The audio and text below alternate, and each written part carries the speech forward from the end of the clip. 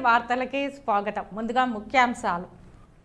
పలమనేరు నియోజకవర్గం వీకోట మండల కేంద్రంలో మాజీ మంత్రి ఎన్ అమర్నాథ్ రెడ్డి రంజాన్ పండుగను పురస్కరించుకుని ఏర్పాటు చేసిన ఇఫ్తార్ విందులో ముస్లిం సోదరులతో కలిసి పాల్గొన్నారు.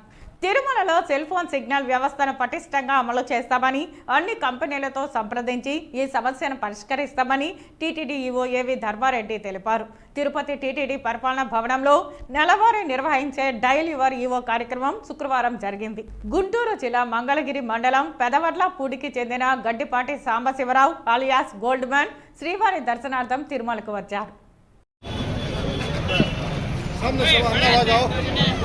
పలమనేరు నియోజకవర్గం వీకోట మండల కేంద్రంలో మాజీ మంత్రి ఎన్ అమర్నాథ్ రెడ్డి రంజాన్ పండుగను పురస్కరించుకుని ఏర్పాటు చేసిన ఇఫ్తార్ విందులో ముస్లిం సోదరులతో కలిసి పాల్గొన్నారు.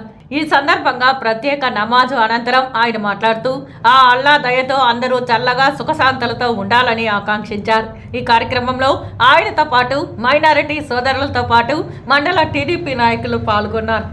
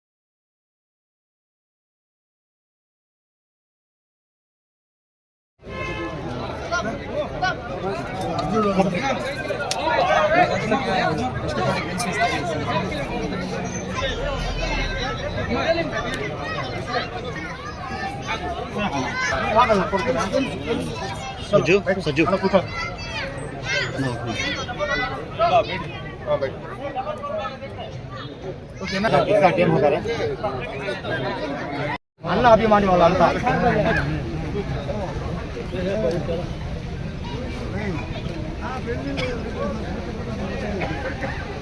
ఉమ్మర్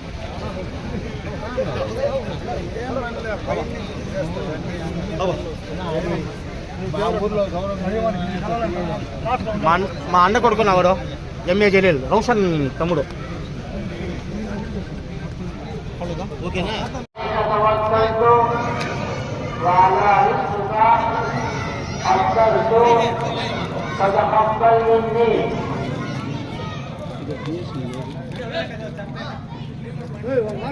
इधर फयाज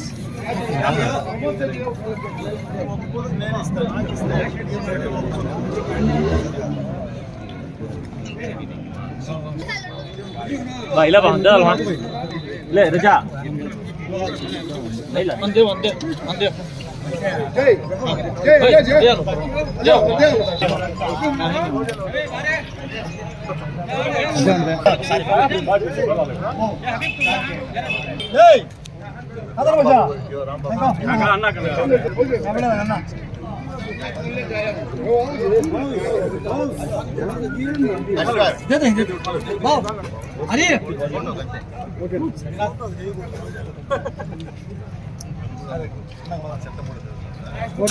भाई भाई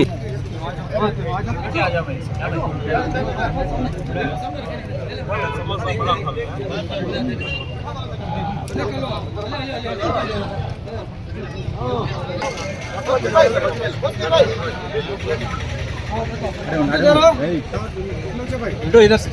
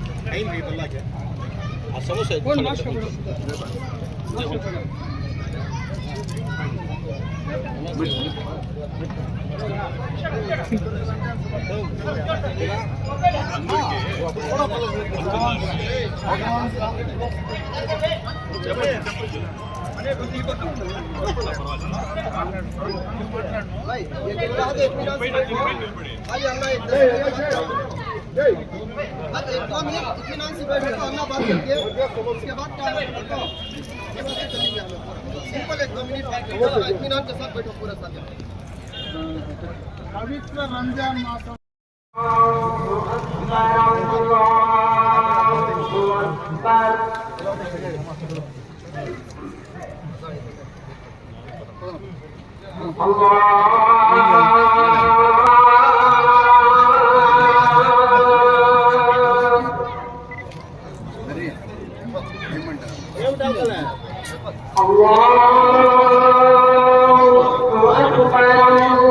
ఉపవాసాలతో ఈరోజు ఉపవాసాలు రోజా అందరు కనబడి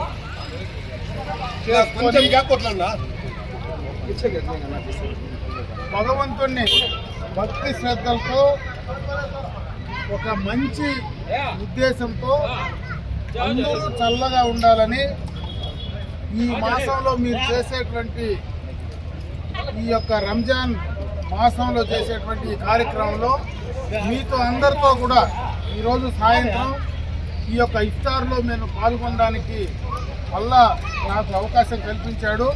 అందరికీ కూడా రంజాన్ శుభాకాంక్షలు మనస్ఫూర్తిగా కూడా తెలియజేసుకుంటున్నా. పండగ సందర్భం కాబట్టి రంజాన్ మాసంలో నేను రాజకీయాలు మాట్లాడదలుచుకోలే. నేను మిమ్మల్ని అందరినీ కూడా కోరుకునేది ఒకటే, మనమందరం కూడా ఈ ప్రాంతంలో అన్నదమ్ముల మాదిరి కలిసి మెలిసి ఉండేటువంటి మనమందరం ఒక సెక్యులర్ భావాలతో కలిసి నడవాలనేటువంటి ఉద్దేశంతోనే కూడా ఈ సందర్భంగా మిమ్మల్ని అందరినీ కూడా కలుసుకునేటువంటి అవకాశం నాకు కలిగింది. అదేవిధంగా భవిష్యత్తులో మనం అందరం కూడా ఇదే రకంగా ఉండాలని, ఆ భగవంతుడు మనందరినీ చల్లగా చూడాలని, ఈ రంజాన్ మాసంలో భక్తి శ్రద్ధలతో మీరు చేసేటువంటి ప్రార్థనలన్నీ కూడా మనందరూ మంచి ఆరోగ్యం ఐశ్వర్యంతో అందరూ సుఖంగా సంతోషంగా ఉండాలని మరొక్కసారి అల్లాహ్ని ప్రార్థిస్తూ సెలవు తీసుకుంటాం.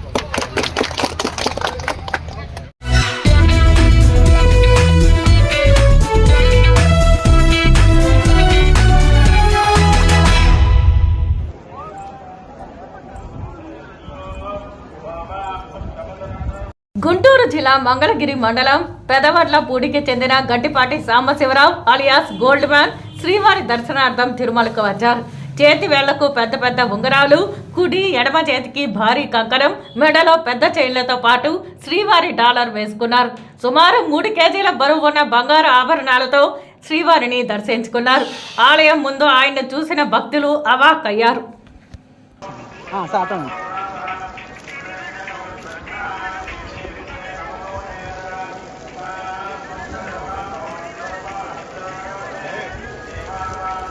చాలే బా వదిలే బా వదిలే బా చాలా బా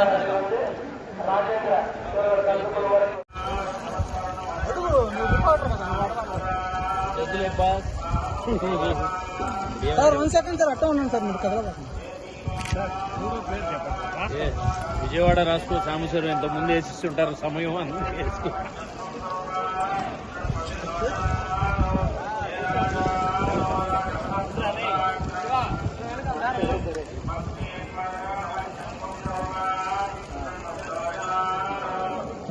అర్ని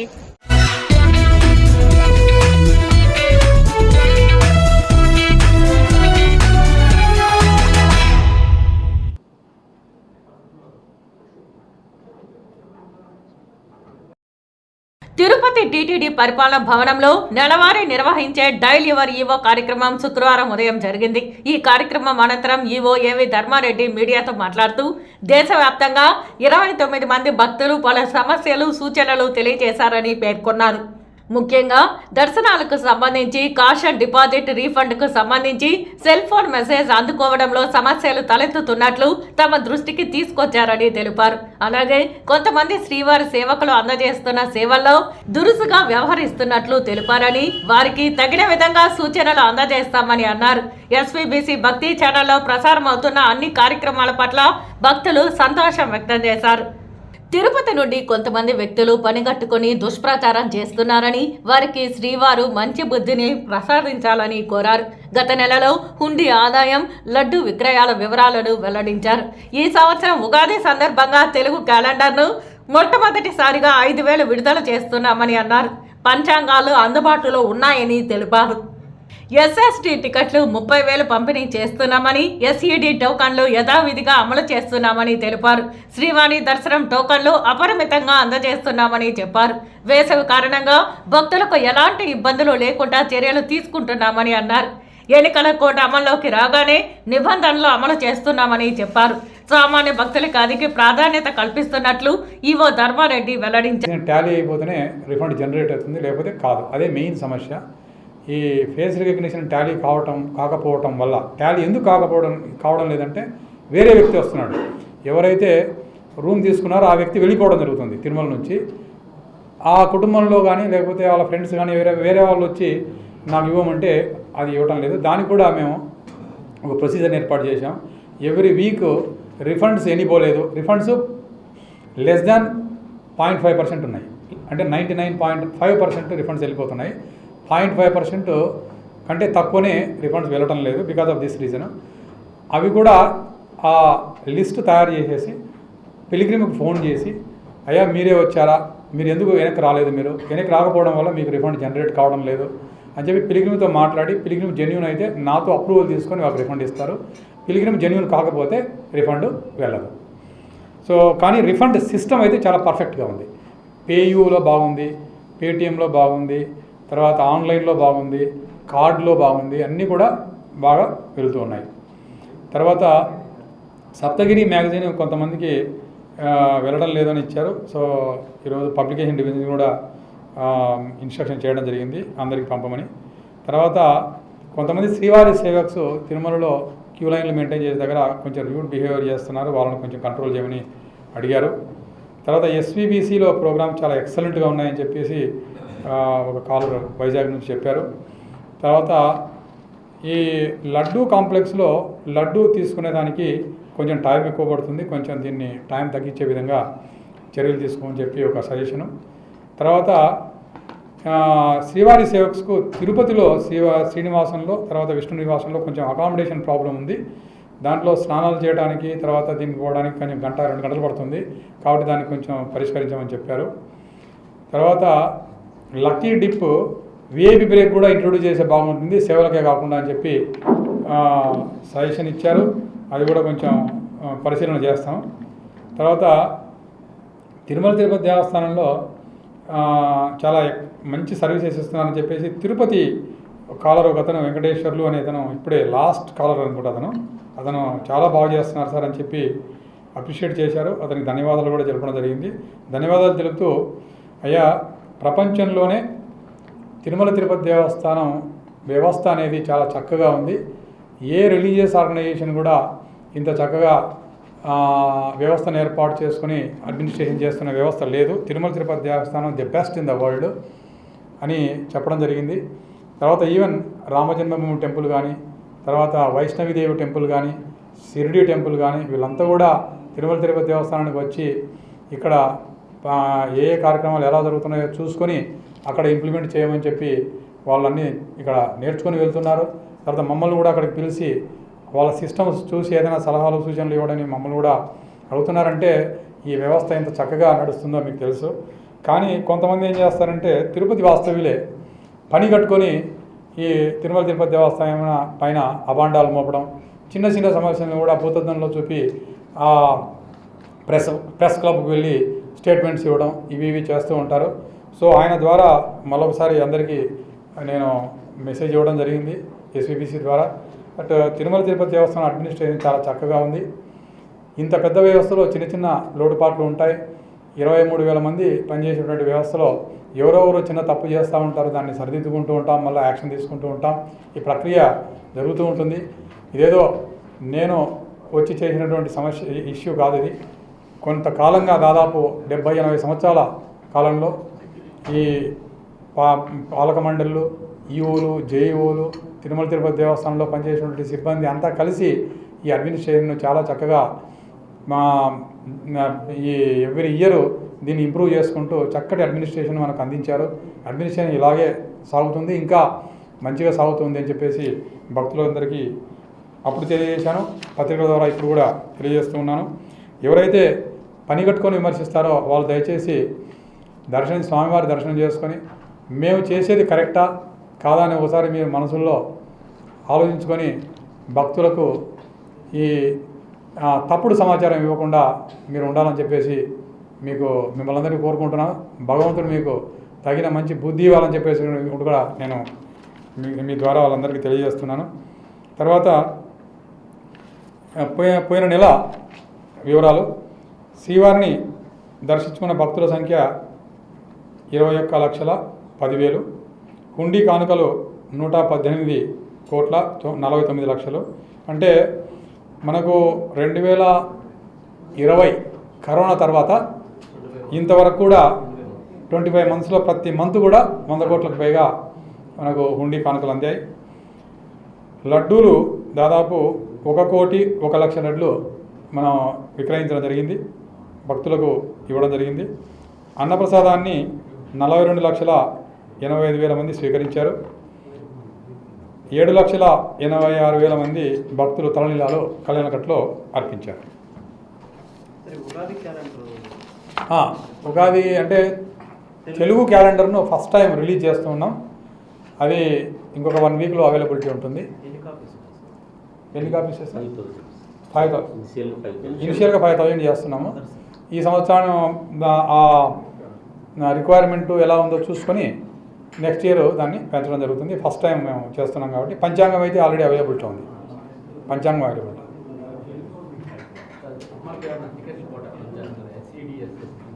ఆల్రెడీ 30,000 ఇస్తున్నాం. ఎస్ఎస్డి తిరుపతిలో ఎస్ఎస్డి 30,000 ఇస్తున్నాం. ఎస్సీడీ పెంచడం లేదు. ఎందుకంటే ఎస్సీడీ పెంచితే ఏమవుతుందంటే సామాన్య భక్తులు ఏ టికెట్ లేకుండా వచ్చిన భక్తులు వైకుంఠ టూర్ నుంచి వచ్చే వాళ్ళకు చాలా ఇబ్బంది కలుగుతుంది. అందువల్ల ఎస్సీడీ అలాగే ఉంచి ఎస్ఎస్డి సాటర్డే, సండే, తర్వాత మండే ఆల్మోస్ట్ 30,000 ఇస్తున్నాం. మిగతా రోజులు 24,000 to 25,000 ఇస్తున్నాము.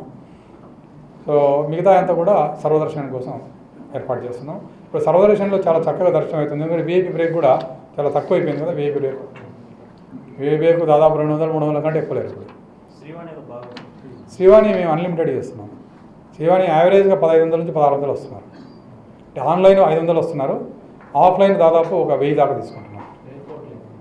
ఎయిర్పోర్ట్ అన్లిమిటెడ్ ఇస్తున్నాం, ఎవరు వచ్చినా ఇస్తున్నాం.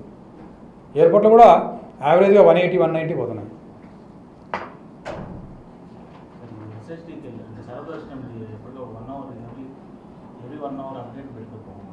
ఎస్ఎస్డి టోకన్ సార్ పెడుతున్నాం కదా.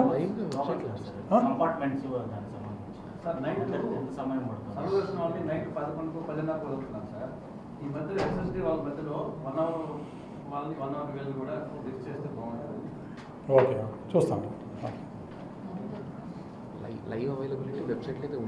మా వెబ్సైట్లో ఇస్తున్నాం లైవ్గా. ఎస్ఎస్డి టోకన్స్ స్టేటస్, అక్కడ దర్శనం స్టేటస్ అన్నీ కూడా లైవ్లో ఉంది.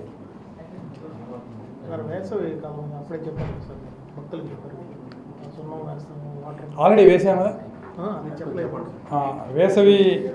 వేసవి ఏర్పాట్ల గురించి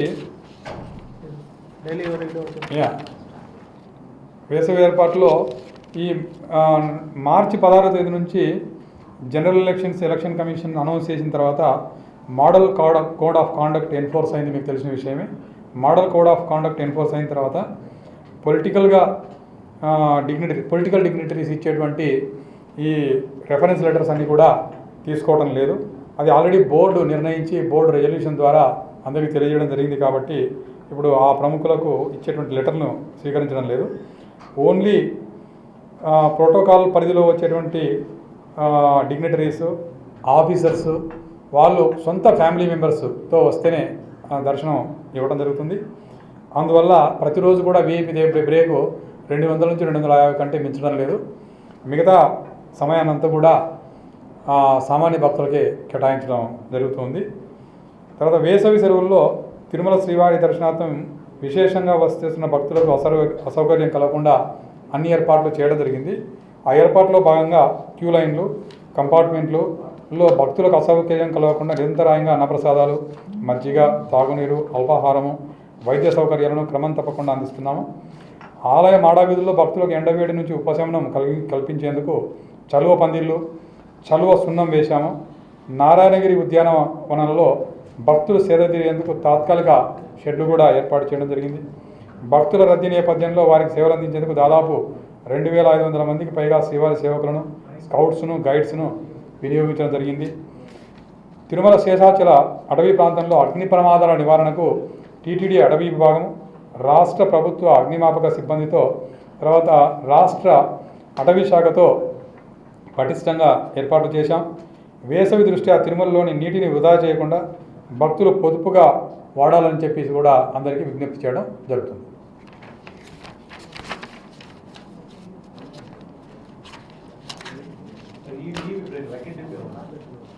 అది ఆలోచిద్దాం.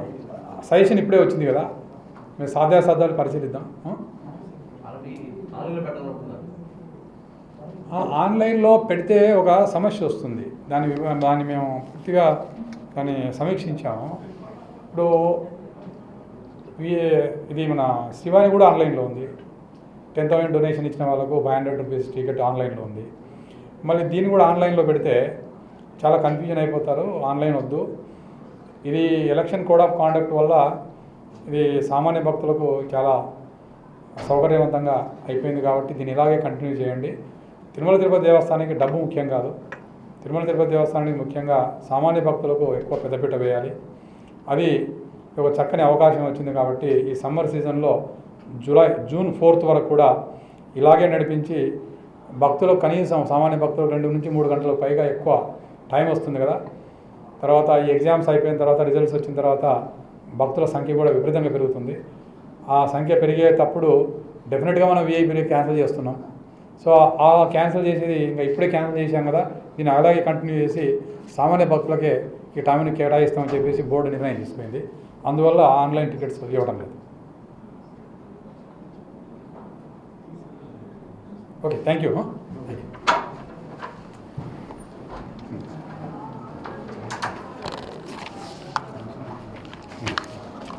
Next month Gokulam